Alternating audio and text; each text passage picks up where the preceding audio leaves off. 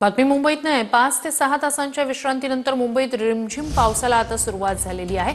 CSMT स्थानक आणि दादर परिसरात सध्या पावसाच्या सरी बरसतायत। मुंबईसह अनेक जिल्ह्यांना हवामान विभागाकडून ऑरेंज अलर्ट जारी करण्यात आलाय। या सगळ्या संदर्भात आपण अधिक जाणून घेणार आहोत। आपले प्रतिनिधी अजय आहेत आपल्यासोबत जोडले गेलेले। अजय, 5 ते 6 तासांची विश्रांती, पुन्हा एकदा पावसाला सुरुवात झालेली आहे। आत्ताचे अपडेट्स काय आहेत? तुम्ही नेमके कुठे आहात आणि तिथली परिस्थिती काय?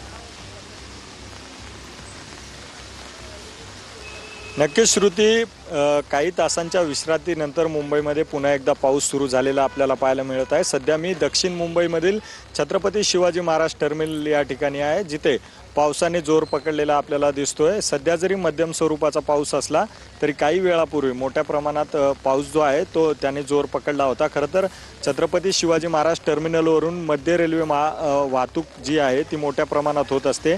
काल रात्री झालेल्या पावसानंतर अनेक ट्रेन्स ज्या आहेत त्या स्लो झाल्या होत्या आणि मस्जिद बंदर स्थानकावर प्लॅटफॉर्मच्या लेवल इतकं पाणी साचलं होतं। पावसाचा रेड अलर्ट देण्यात आलेला आहे। अशामध्ये जर रात्री अचानक मोठा पाऊस झाला तर जी सकाळी चाकरमानी आहेत, जे कामावर जाणार आहेत, त्यांची काय तारांबळ उडणार हे पण आपल्याला पाहावं लागणार आहे। हवामान विभागाने काही जिल्ह्यांना महाराष्ट्रातील रेड अलर्ट दिलेला आहे, त्यामध्ये मुंबईचा सुद्धा समावेश होता।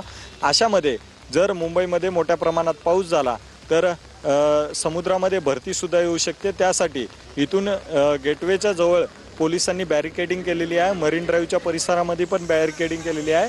आता पावसाने पुन्हा एकदा जोर पकडलेला आपल्याला पाहायला मिळत आहे। खरं तर दिवसभर पावसाच्या बॅटिंगमुळे मुंबईकर त्रस्त झाले होते। श्रुती, नक्कीच अपडेट्स तुमच्याकडून घेत राहणार आहोतच। तुर्तास धन्यवाद तुम्ही दिलेल्या संपूर्ण माहितीसाठी।